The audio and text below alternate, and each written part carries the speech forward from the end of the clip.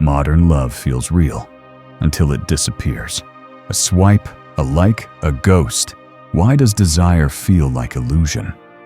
Why does the heart that burns today turn cold tomorrow?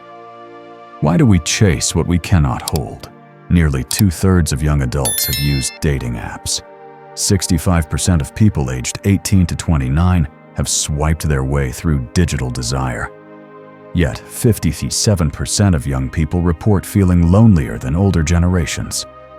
We are more connected than ever, and more alone than ever. Something is broken. Something is lying to us.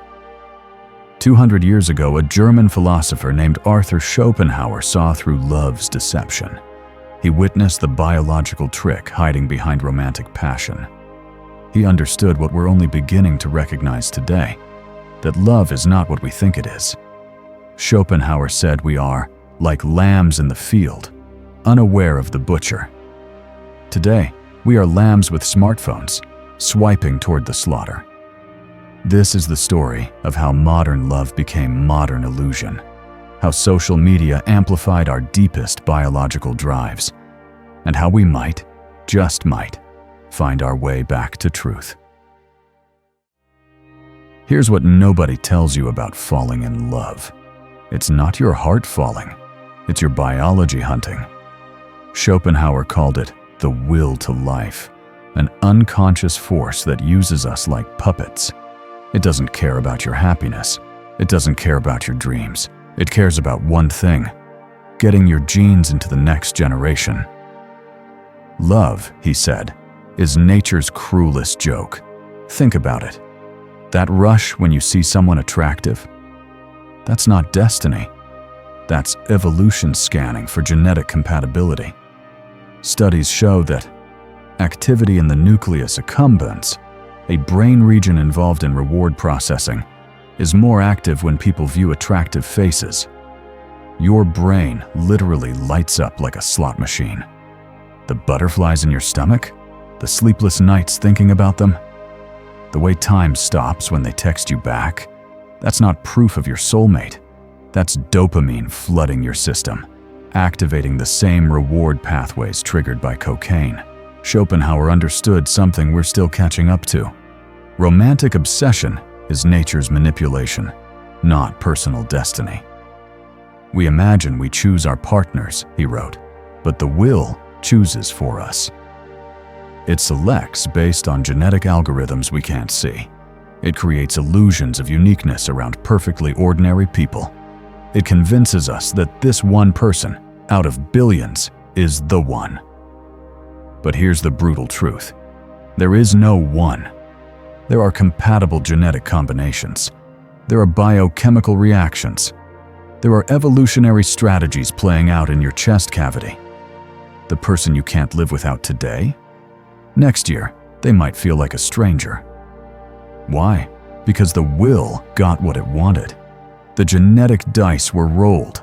The biological program completed its cycle. And you were just the vehicle. This isn't cynicism. This is clarity. Schopenhauer wasn't trying to destroy love. He was trying to free us from its lies, because when you see the trick, you can choose whether to play along. Now imagine Schopenhauer's biological trick supercharged by algorithms, amplified by infinite choice, weaponized by apps designed to keep you addicted. Welcome to modern dating. Dating apps are like giant slot machines, says Dr. David Greenfield from the University of Connecticut. They activate the dopamine reward system with unpredictable rewards, just like gambling, just like drugs. But here's what makes it worse: the endless illusion of choice.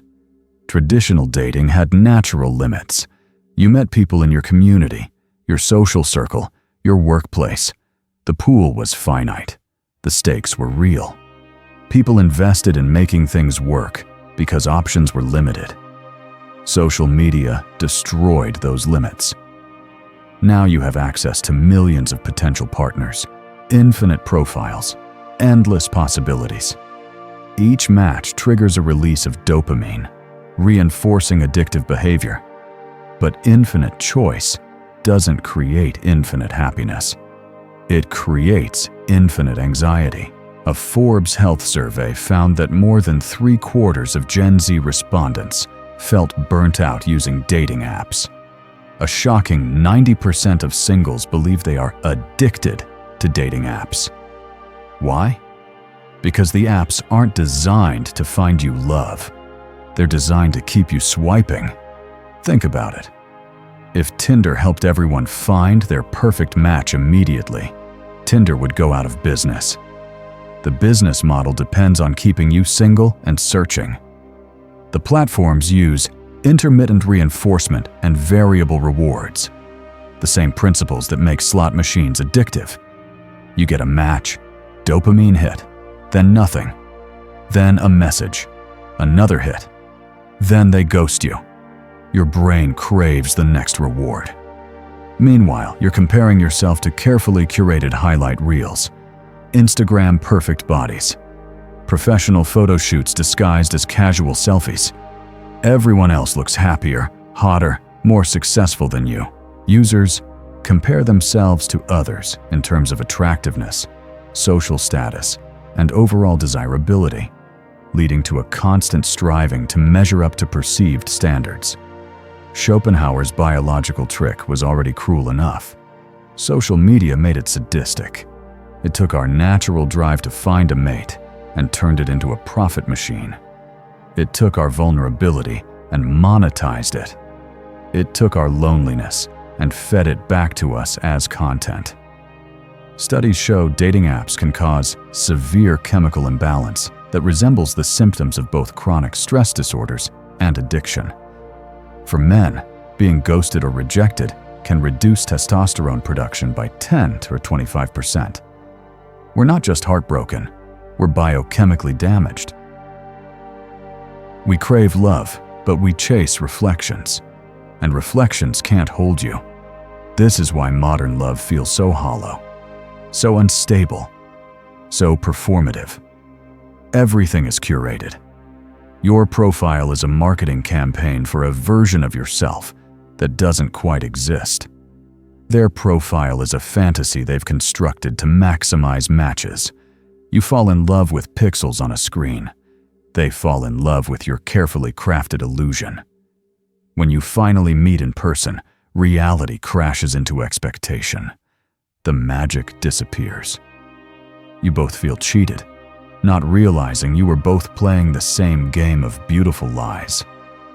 But even when it works, even when you find someone who seems perfect, you're haunted by the knowledge that there might be someone better just one swipe away. Research shows the top dating apps lost hundreds of thousands of users in 2024 as people grew exhausted by the endless options. Schopenhauer predicted this. He said the will would never let us rest. Achieve one desire, and it creates another. Find one person, and it whispers about all the others you're missing. All satisfaction, or what is commonly called happiness, is really, and essentially, always negative only, and never positive, he wrote. Translation: you're never fulfilled. You're only temporarily distracted from your dissatisfaction. This is why modern relationships feel so fragile. We don't commit, we consume.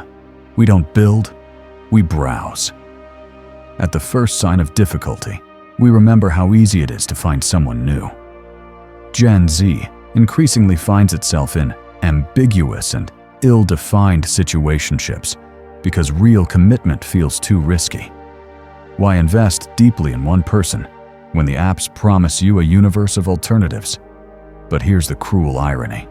The fear of missing out creates the very emptiness we're trying to escape.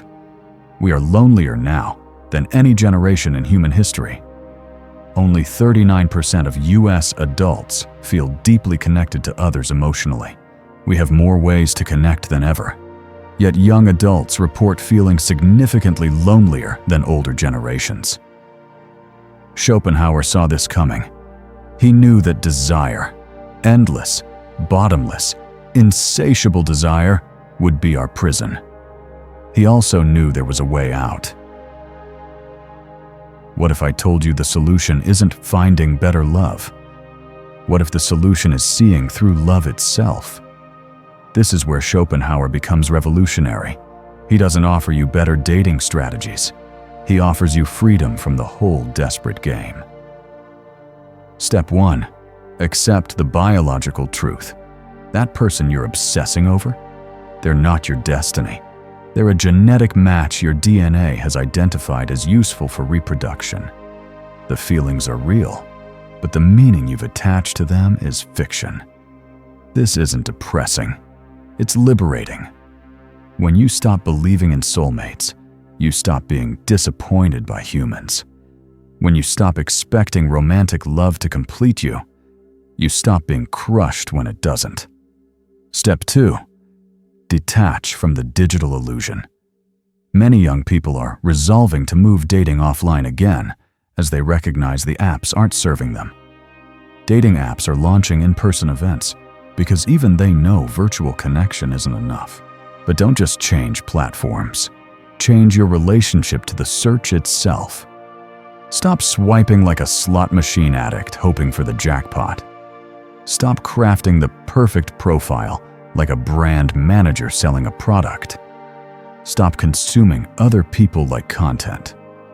Step 3. Choose solitude over performance. Schopenhauer believed the highest wisdom was learning to be alone without being lonely. A man can be himself only so long as he is alone, he wrote. This terrifies people because we've been taught that being single is a failure. That romantic love is the ultimate goal, that you're incomplete without a partner. But what if you are already complete? What if the person you're desperately seeking outside yourself has been waiting inside all along? This doesn't mean becoming a hermit. It means becoming selective. It means dating from a place of wholeness, not neediness. It means choosing people who enhance your life, not people you hope will save it. When you're not desperate, you make better choices. When you're not performing, you attract more authentic people. When you're not chasing, you create space for real connection to emerge. Step 4.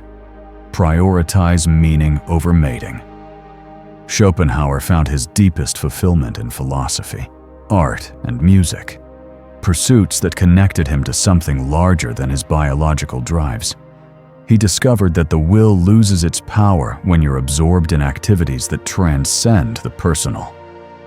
What are you passionate about beyond dating? What makes you lose track of time?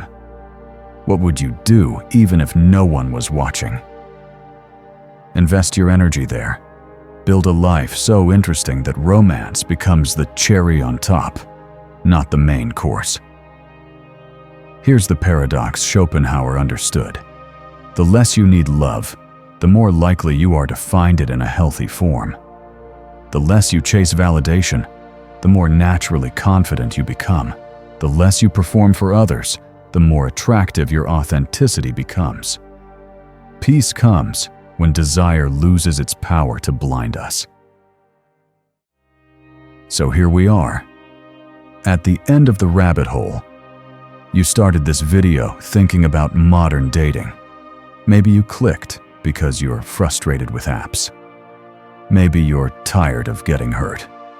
Maybe you're just curious about this depressing German philosopher who somehow predicted our romantic apocalypse.